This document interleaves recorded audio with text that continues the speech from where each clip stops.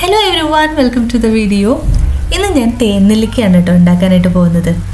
വയനാട് ഭാഗങ്ങളിലേക്കൊക്കെ വന്നിട്ടുള്ളവർക്ക് അറിയാൻ പറ്റും, കടകളിലൊക്കെ ആയിട്ട് ധാരാളം തേൻനെല്ലിക്ക കിട്ടും.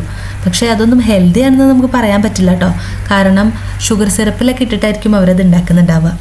ഹെൽത്തി ആയിട്ട് നമുക്ക് വീട്ടിൽ തേൻനെല്ലിക്ക ഉണ്ടാക്കുന്നത് എങ്ങനെയാണെന്ന് നോക്കിയാലോ. ഞാനിപ്പോൾ എടുത്തിട്ടുള്ളത് 1.5 കിലോയോളം നെല്ലിക്കയാണ് കേട്ടോ. എൻ്റെ കയ്യിലുള്ളത് നാടൻ നെല്ലിക്കയാണ്. സാധാരണ തേൻ നെല്ലിക്ക ഉണ്ടാക്കാനായിട്ട് കുറച്ചുകൂടെ വലിപ്പമുള്ള നെല്ലിക്കയാണ് ഉപയോഗിക്കാറ്. പക്ഷേ ഔഷധ ഗുണമുള്ളത് ചെറിയ നെല്ലിക്കയിലാണ്. ചെറിയ നെല്ലിക്ക എന്ന് പറയുമ്പോൾ നമ്മുടെ നാടൻ നെല്ലിക്കയാണ് കേട്ടോ. ഇന്ത്യൻ ഗൂസ്ബെറി എന്നാണ് കേട്ടോ നമ്മുടെ നെല്ലിക്കനെ പറയപ്പെടുന്നത്. Vitamin C, vitamin B, iron, calcium ഇവയെല്ലാം അടങ്ങിയിട്ടുള്ളത് കൊണ്ട് തന്നെ ധാരാളം രോഗങ്ങൾക്ക് ഔഷധമായിട്ട് നെല്ലിക്ക ഉപയോഗിക്കാറുണ്ട്.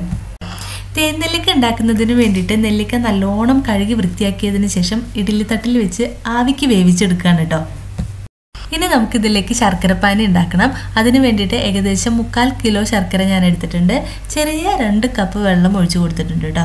കുറച്ചധികം ശർക്കരപ്പാനി നമുക്ക് ആവശ്യമുണ്ട്. കാരണം 1.5 കിലോ നെല്ലിക്കയാണ് നമ്മുടെ കയ്യിലുള്ളത്. ആ നെല്ലിക്ക മുഴുവൻ ഇതിനകത്ത് മുങ്ങിക്കിടക്കണം. എങ്കിൽ മാത്രമേ നമുക്ക് ജ്യൂസി ആയിട്ടുള്ള തേൻ നെല്ലിക്ക കിട്ടുള്ളൂ കേട്ടോ.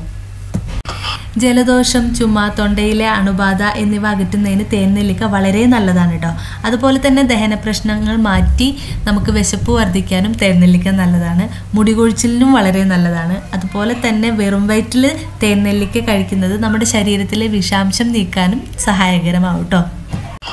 അപ്പോൾ ഇതേ ശർക്കരപ്പാനി റെഡി ആയിട്ടുണ്ട്. അതൊന്ന് തണുത്തതിന് ശേഷമായിരിക്കും നമ്മൾ നെല്ലിക്ക അതിലേക്ക് ഇടുക. അങ്ങനെ ഇതേ നെല്ലിക്ക നന്നായിട്ട് വെന്ത് വന്നിട്ടുണ്ട്. അത് പൊട്ടിയിരിക്കുന്നത് കണ്ടില്ലേ. സാധാരണ അങ്ങനെ പൊട്ടാത്ത നെല്ലിക്കൊക്കെ നമ്മൾ ഹോൾസ് ഇട്ട് കൊടുക്കും. കാരണം നമ്മുടെ ശർക്കരയും തേനും അടങ്ങിയിട്ടുള്ള ആ പാനി ഇതിലേക്ക് അബ്സോർബ് ആവാൻ വേണ്ടിയിട്ടാണ് കേട്ടോ. അങ്ങനെ നമ്മുടെ ശർക്കരപ്പാനി നല്ലോണം തണുത്തിട്ടുണ്ട്. അത് ഞാൻ നേരത്തെ കണ്ട ഗ്ലാസ് ജാറിലേക്ക് അരിച്ചൊഴിക്കുകയാണ് കേട്ടോ.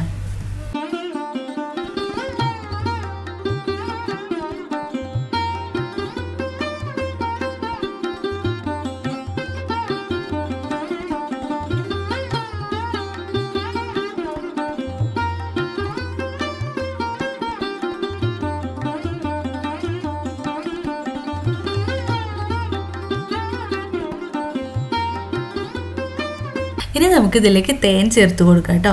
നമ്മൾ ഒറിജിനൽ തേൻ തന്നെയാണ് ചേർത്ത് കൊടുക്കുന്നത്. ഷുഗർ സിറപ്പൊന്നും ആഡ് ചെയ്യുന്നില്ല കേട്ടോ.